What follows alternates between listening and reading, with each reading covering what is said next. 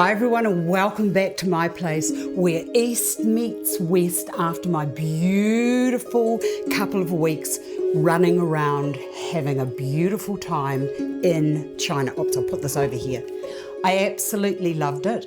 If you're interested in where I went, just check out my Instagram platform because I put all of the stories there. China was amazing. The vases, the East meeting West, the infusions of all of the cultures that have been in and out of China. Now, the next design I want to share with you, I actually watched the lady do it, and it was fascinating watching how she did her mechanics. So let me just talk you through it.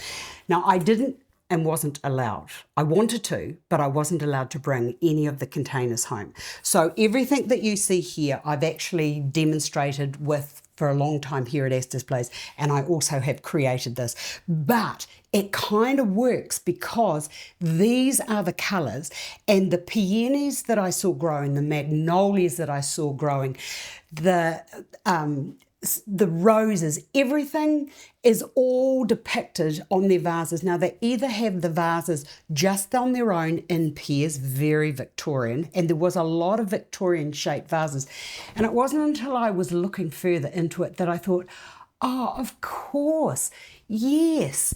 The Chinese were stealing the odd idea from the British, and the British were stealing the odd thing from the Chinese and everybody else. So this shape was an English shape, but it probably could have been made in China. I don't know. But anyway, let me just get on to it.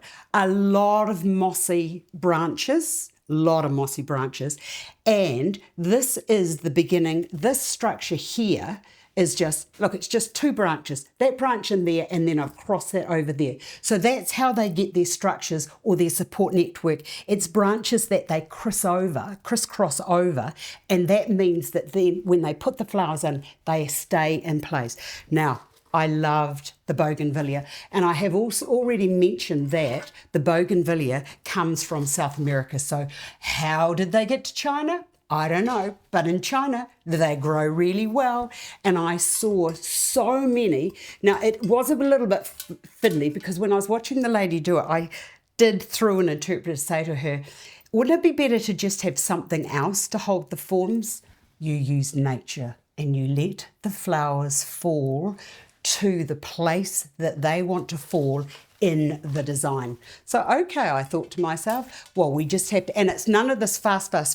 Everything that is placed with considered thought and to represent nature.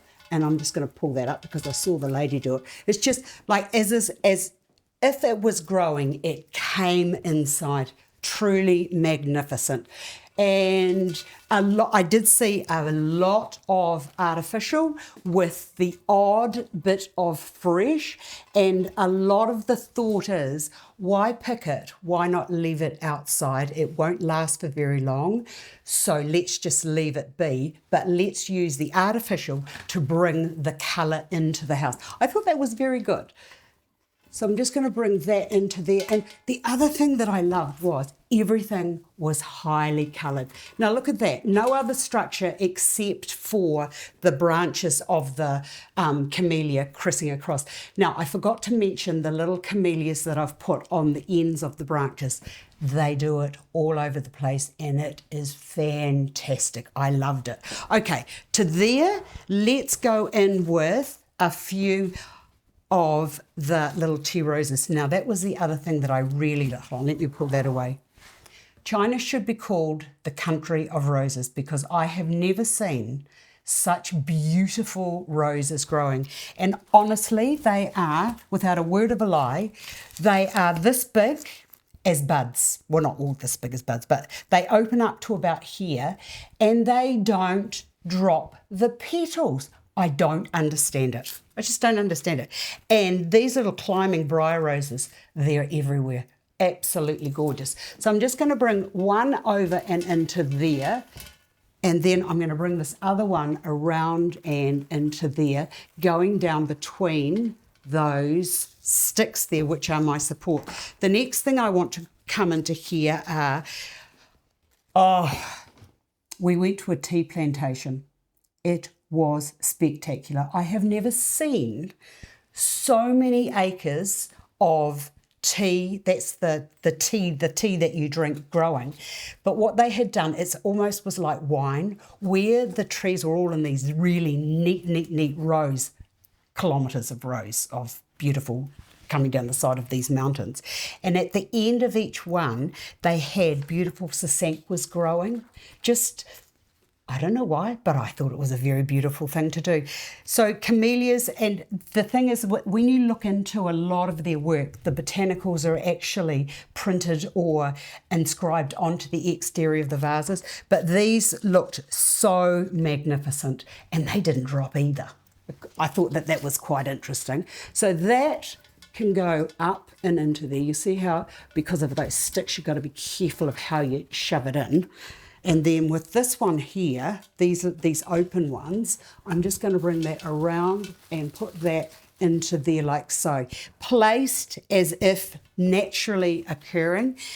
The roses can just go down and into there. We have to be very careful here. That can go down into there, and that one can go down towards into there, like so. Oh, I have to be so careful, just push that down into there. And then I discovered these beautiful peonies.